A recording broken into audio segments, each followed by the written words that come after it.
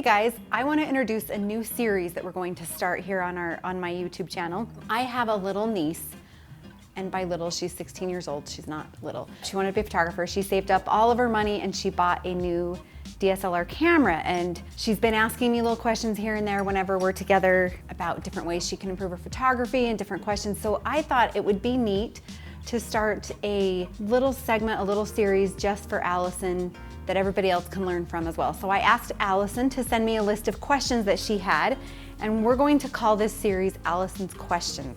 They're little 10-minute exercises that are going to go along with them. So the first question that Allison asked was, what settings? How do I know what settings to change? And that in itself is 4 different videos. So we're going to start with Aperture. Photography is painting with light. So there are 3 features in your camera that allow light into your camera. Aperture is one of those things. So if we think of aperture, the aperture is built into the lens, not into the camera body. The other 2 things we're going to talk about are actually built into the camera body. So your aperture will change based off of which lens you currently have. A lot of kit lenses have an aperture that is called variable. Variable means if you zoom in, your aperture changes. If you zoom out, your aperture changes.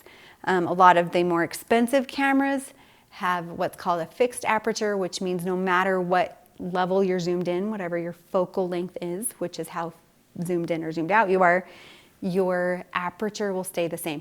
So if we think of aperture, we're thinking about the opening in our eye, the iris in our eye, and the more open that aperture is, the more sunlight comes in. So if you're outside in a big open field and it's really sunny outside, your iris, or pupil, iris, the black part of your eye, is going to be really small. It's going to shrink down because it's so much light that you're going to get a headache. So your iris, the part that lets in light on your eye, will shut down really tight.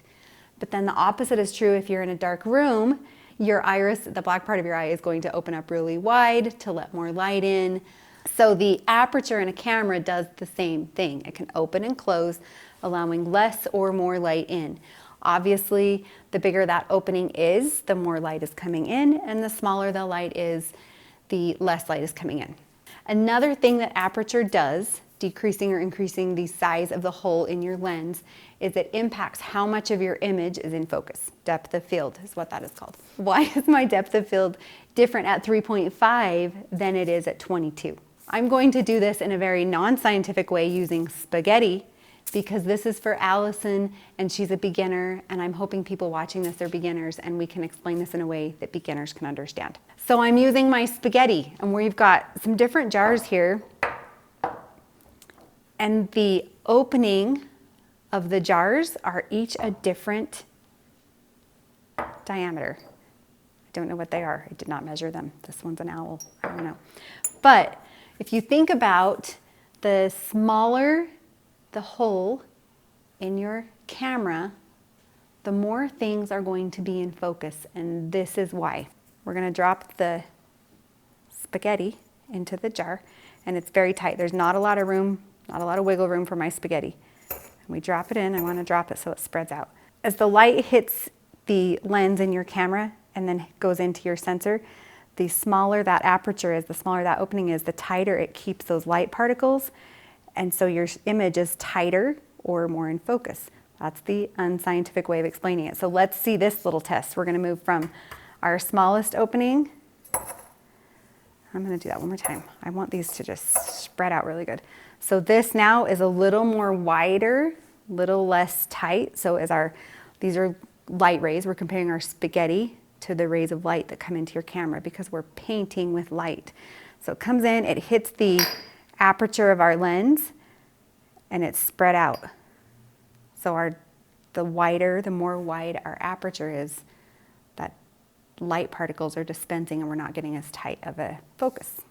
So we're going to go to an even wider jar, and it's even wider. So the bigger the hole in our lens, the less tight those particles, those light particles stay, and we lose depth of field. But something important to remember is there is a point that is in focus. So we're going to remember that when we do our little test. And then here's our widest one. This one tipped last time we did it, and I'm standing on spaghetti. So let's see if, so these center ones that are coming straight up, they're going through that lens and they're almost straight down all the way through. They're not as dispersed. They're coming straight up. The ones along the edge, those light particles aren't as tight, and so they're not going to be as in focus. So that's the spaghetti version of why aperture affects depth of field. So I'm going to do it one more time really fast. We're going to do our spaghetti in this jar. There we go. So there's tight. And again, there's like one that's right in the middle, and that's really in focus, our focal point. And these are not too spread out in relation to our other jars. We're going to come over to this guy. So there's a couple center ones that are going to be a little more in focus. It's a little more spread out here. There we go. Same thing here. There's one center one that's kind of staying in. And then this guy. Very spread out. So the size of your aperture affects your depth of field. The bigger the opening, the less in focus things are after your focus point. So we need to remember that. There's going to be a focus point, and beyond that, things are not going to be in focus.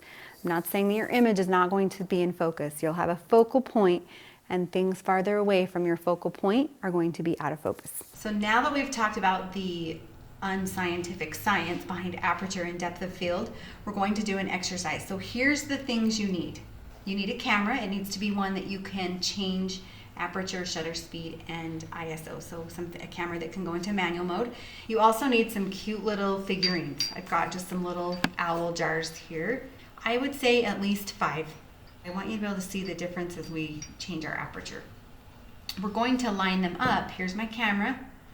We're going to line them up in a way that it fills the screen and the camera. I don't want so zoomed out that this whole kitchen is in the viewfinder. I just want to where you can just kind of barely see. So what we also want to do is line them up, not single file, because we want to be able to see each little figurine. I'm going to put him back here. So we're going to line them up front to back in a way that from the camera's angle we can get a glimpse of each one. I'm going to check my viewfinder here and see if I can see each one, which I can. Okay, so our 5 figurines.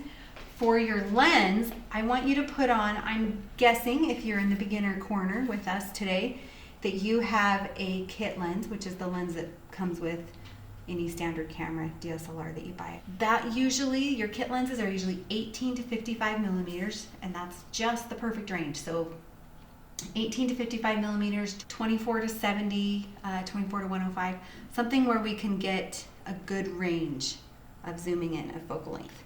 You're also going to need a tripod, because as we zoom in and out, and we'll talk about it as we get there, it's going to change some settings, and you're going to need a tripod for stability. A notebook and a table, something to put your little figurines on, a notebook to write notes down, because I truly believe that if you're going to learn and retain things into your memory, you need to use as many senses as possible. So we're going to use hearing and seeing and touching by writing down and by clicking the buttons on our camera. So let's start our exercise. Camera set to AV mode. So let me tell you what AV mode does in your camera. A stands for aperture, V stands for value. Aperture value mode allows you to change your aperture, and then the computer inside your camera determines the correct exposure, which is the correct amount of light in your scene, and it sets your shutter speed and your ISO by itself. So it allows you to play with aperture and see the effects of aperture without trying to wrap your brain around all the other things.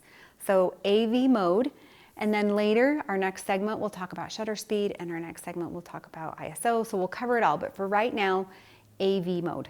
Another important factor, your lens is probably not a fixed aperture lens, so it's really important not to zoom in and out, because on a variable aperture lens, if you zoom in, it will change your aperture by itself. So stay at the focal length or stay zoomed in at the point you're at through the entire exercise. I'm gonna take a picture and kind of show you how much of the scene we want to be in focus. Our settings for this first picture are going to be aperture of 3.5, and in your camera it might have an F in front of it. I want you to learn how to find it on the dials if they're changeable on the dials. My camera, I can click on the touch sensor and I can change it here. I want you to learn where your dials are and feel where those dials are so that eventually you can do it without even looking, because that's the purpose of these exercises, to train your brain how to change these settings without having to think too hard about them. So we are at 3.5, and I'm gonna let the camera take care of everything else. It's going to be different for you than it is for me based off of what room, how dark the room is you're shooting in. My settings right now, if I take this picture, my shutter speed is 1/80th of a second and my ISO is 250, but the camera set those for me. I didn't set those. So we're not going to worry about what shutter speed is or what ISO is right now, because our camera's gonna set it and it's going to be different based on what room you're in. So I'm gonna take this picture, f3.5, and as I'm looking at it, the only thing in focus, I focused on this little owl. He's dead center in my image. I'm gonna move him a little bit so he actually is dead center in my image. The only thing in focus on this image is the owl. And as it gets farther away, it's more blurry. So I'm gonna pull our spaghetti back out. This is kind of the opening we've got going on right now. So the one thing in the center is in focus, and then everything else is out of focus. And the farther from the center it gets, the less focused the items are. Okay, so with that in mind, we're going to find the dial that changes aperture. Yours might be different than mine. And we're going to go up to 5.6. Now, if I were to take this picture right now, because the camera's doing all the math, it has changed my ISO for me. My shutter speed is still 1/80th of a second, but it has changed my ISO for me. I'm gonna take the picture and I'm gonna look at it, and now all of a sudden, the owl next to this guy, this owl, is a little more in focus, still not all the way in focus. And then again, as we get farther through the screen, the owls are getting less and less focused as we go through the screen. So that would be like using maybe this little jar. Come on. So our center pieces are in focus, and then a little more is getting in focus. They're a little less spread out. Now we're going to increase our aperture to, let's go to 8. I'm gonna take the picture, and now we're getting quite a bit in focus. I can make out this owl pretty good, and he's now starting to come into focus a little bit more. And then again, as it goes through, it's getting a little less focused. So we're gonna go up to as far as my camera will let me go. F22. It's important to remember, although the camera's doing the changing by itself, it's setting my ISO to 1,000. No, sorry. 10,000, because we've closed our hole down so tightly that we're now shooting in the smallest hole possible. It's going to make everything in focus, but there's not as much light coming in. So the camera has to compensate by changing the ISO. And let me see if it's changed the shutter speed. It's gonna keep the shutter speed there. I think it knows that we don't want anything blurry. It doesn't understand that I have a tripod. So if I take this picture at ISO 10,000, and we'll explain that in a later segment, and now pretty much everything in the screen is in focus. So it's almost like this little guy where it's tighter focus, and they actually do call it a tighter focus. So everything's in focus. I can see clear back to the plants on the end of the table. The problem is shooting at 10,000 ISO is a really high ISO, and we'll talk about that later. So there's our aperture study, our aperture exercise. Do it a couple of times. Maybe see the difference if you bring them in closer.